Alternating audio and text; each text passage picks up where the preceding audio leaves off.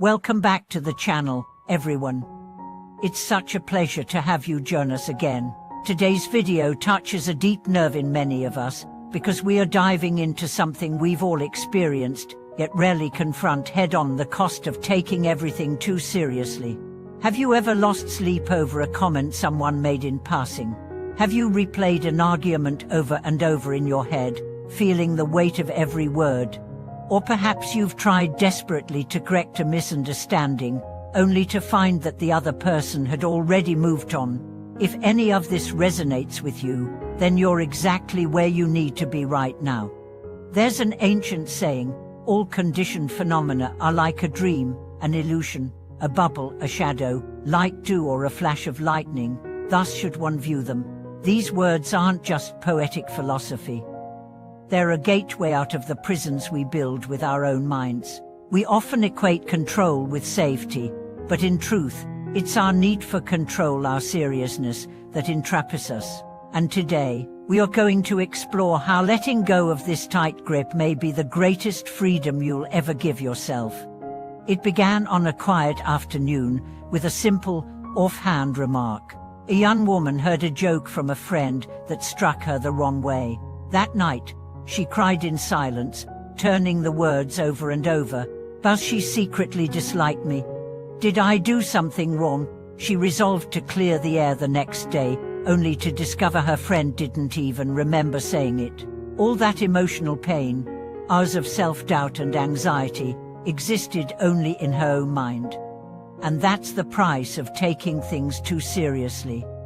When we are too serious, what we are really doing is resisting reality. We want others to see us a certain way. We want to be understood. We want to win. But reality doesn't follow our plans. We argue, explain, and try to assert control. But reality always has more layers, more complications. The more we try to force clarity, the more chaos we invite. The truth is, people aren't suffering because they've lost something. They're suffering because they refuse to let go. We are enslaved by the ideas of right and wrong, obsessed with proving ourselves, with being seen and heard. But ask yourself, is winning an argument truly a victory if it costs you a friendship? Does proving a point matter more than preserving peace? We often chase illusions, thinking we are seeking truth, but we are just looking at reflections of ourselves. Like running in a house of mirrors, we become dizzy, disoriented, lost. There's no enemy, only our own shadow. Let me tell you about a man I once knew, a rigid, methodical man. At work, he was known for being precise to the point of obsession. When a minor flaw appeared in a project, he insisted on tracking down its source. His unwavering commitment to principle led to several junior colleagues being penalized and the entire department facing consequences. He was right, technically, but in being right, he lost trust, camaraderie, and the willingness of others to stand by him. Years later, he said, "I always wanted to win. But I learned that life isn't black and white. Sometimes, being a little softer is the greatest kindness." But now, imagine a mother yelling at her child for failing an exam. Her words pierce like knives. "Why are you so lazy? Look at how other kids perform." The child locks himself in his room, tears soaking the pillow.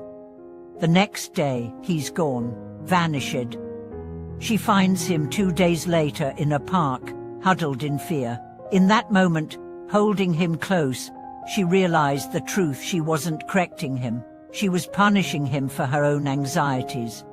That realization shattered her. From that moment, she stopped trying to mold him and started trying to understand him. Too often, we evaluate the world solely from our point of view. We forget that everyone has a different lens. Misunderstandings arise not from malice, but from lack of empathy. What you see as a flaw, someone else may see as pain. What you demand as truth, another may see as an attack on dignity. Letting go of seriousness is not about being passive.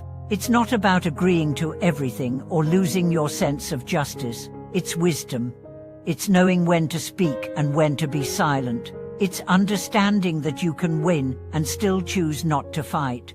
As the saying goes, great wisdom appears foolish, great skill seems clumsy. The greatest sound is silence. The wisest people aren't those who see through everything, but those who know how to let it go. There's a tea master I deeply respect. One day, a customer challenged his brewing technique, saying, "That's not how it should be done." He smiled gently and replied, "You're right. Everyone has their own tea path." When asked what he didn't explain, he said, "I make tea for peace, not for arguments." That, my friends, is the elegance of restraint. You don't have to win every debate. You don't need to protect your ego in every encounter. What you need is inner peace. Because, in the end, the things that kept you up at night will mean nothing. Like dust in the wind, the storm will pass. If you stay still, it settles. There's a story of a young monk, overly obsessed with perfection. He followed routines to the second, water jugs filled precisely, incense burned to exact durations, posture held without flaw. He believed this was diligence. One day, a blind man visited the monastery and accidentally spilled the monk's water. The monk exploded in anger. The blind man knelt and said, "I only came to hear you chant the Heart Sutra." The monk looked at the spilled water, then at the man's folded hands. He wept. He had spent years chasing precision and missed the essence of devotion. That day, he stopped measuring life in minutes and started measuring it in moments of the heart. Life is an illusion. When the dream ends, what remains is not how many arguments you won, but how much compassion you carried. It's not how big your achievements were, but how steadfast your soul remained amid chaos.